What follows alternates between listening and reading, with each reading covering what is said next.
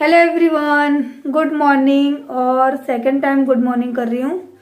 और अभी ना सुबह का मैंने इतना काम कर लिया, देखो पराठे बना के रख दिए हैं काफी सारे से, और बर्तन वगैरह कर रही हूँ। पूरी किचन मुझे क्लीन करके जानी है और इस दूध को ना खत्म करना है, क्योंकि हमारी चल रही है अभी पैकिंग। तो आधी पैकिंग मैंने कर दी है।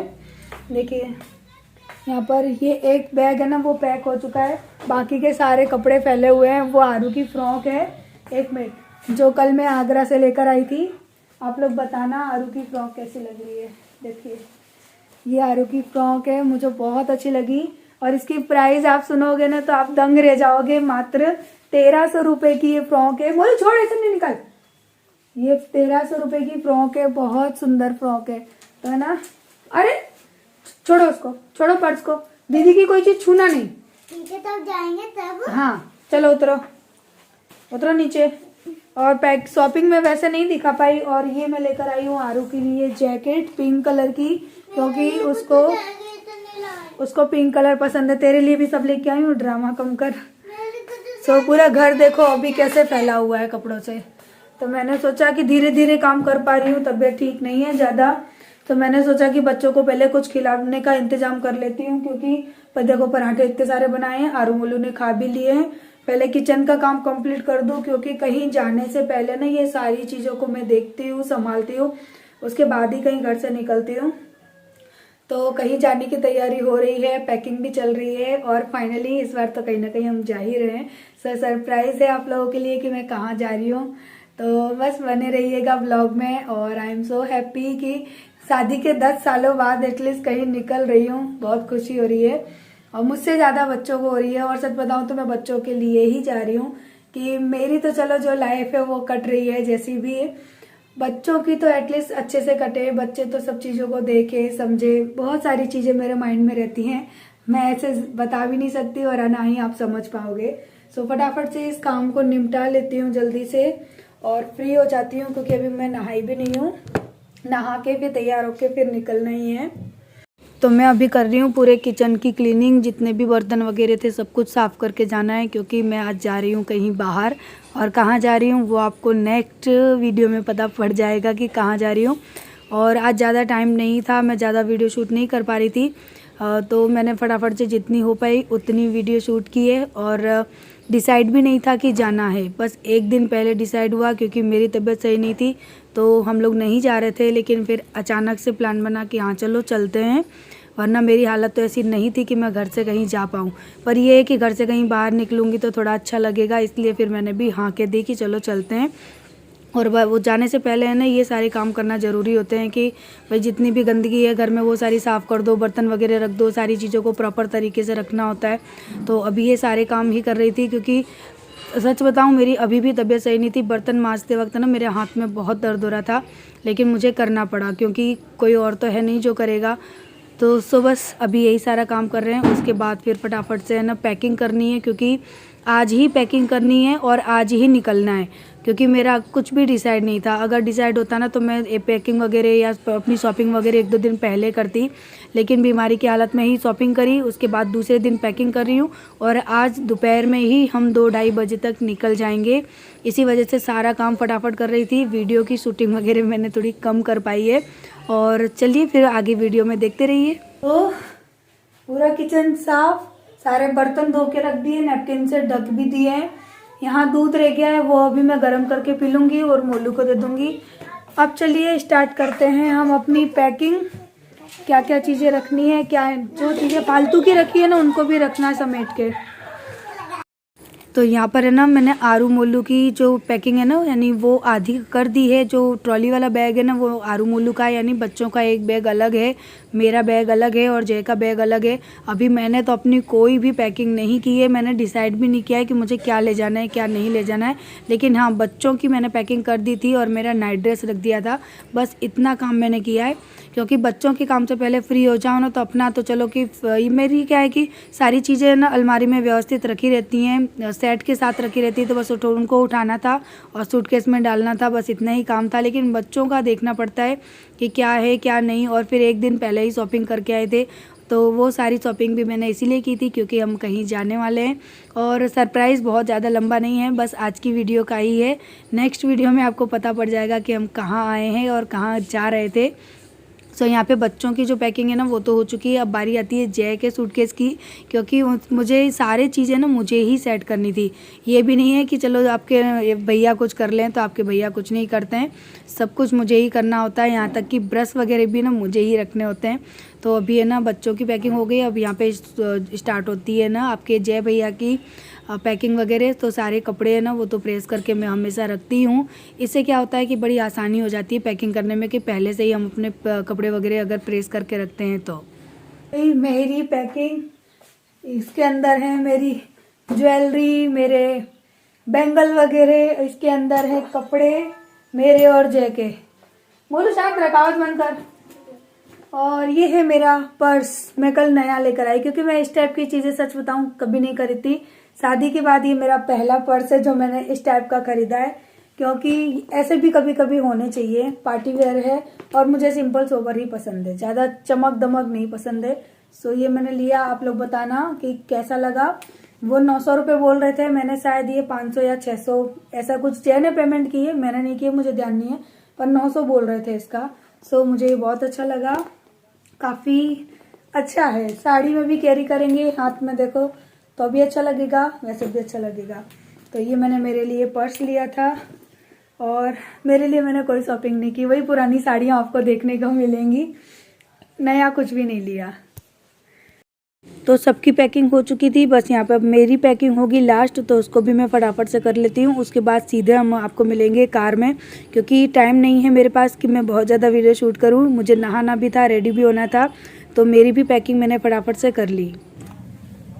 तो जी चल दिए हम लोग बड़े लंबे से सफ़र में, और गाड़ी में तो बहुत गर्मी लग रही है। मैं इतना तोप ताप कर आई हूँ, मुझे गर्मी लग रही है। अभी थोड़ी देर में देखना सब उतार दूंगी, ये कोट टोपा सब, क्योंकि अब है ना मौसम अच्छा हो गया है, यहाँ धूप निकलने लगी है ना, तो ठंड का एहसास नहीं होता दिन में। ले ले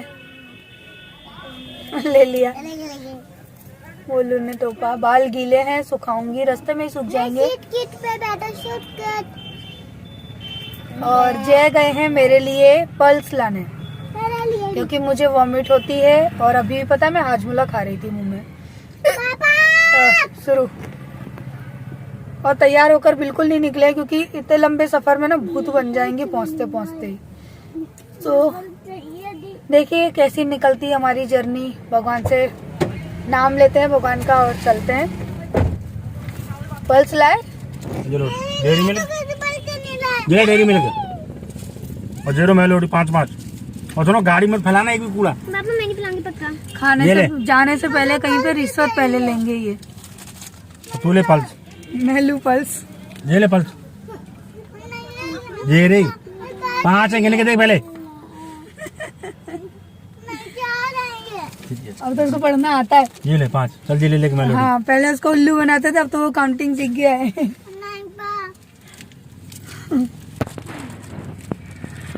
आ गए हैं फतेहपुर सीकरी के रेलवे ट्रैक पर, और अभी यहाँ से ना ट्रेन निकलने वाली है, इसीलिए हम लोग खड़े हैं सिग्नल पे। देखिए कितनी देर में ट्रेन आती है।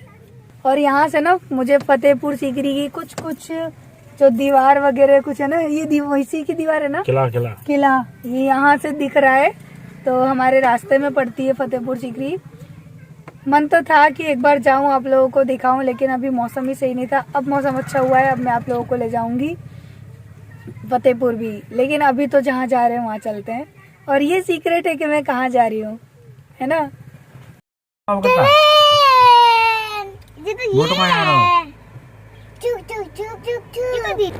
गई मेरी ट्रेन।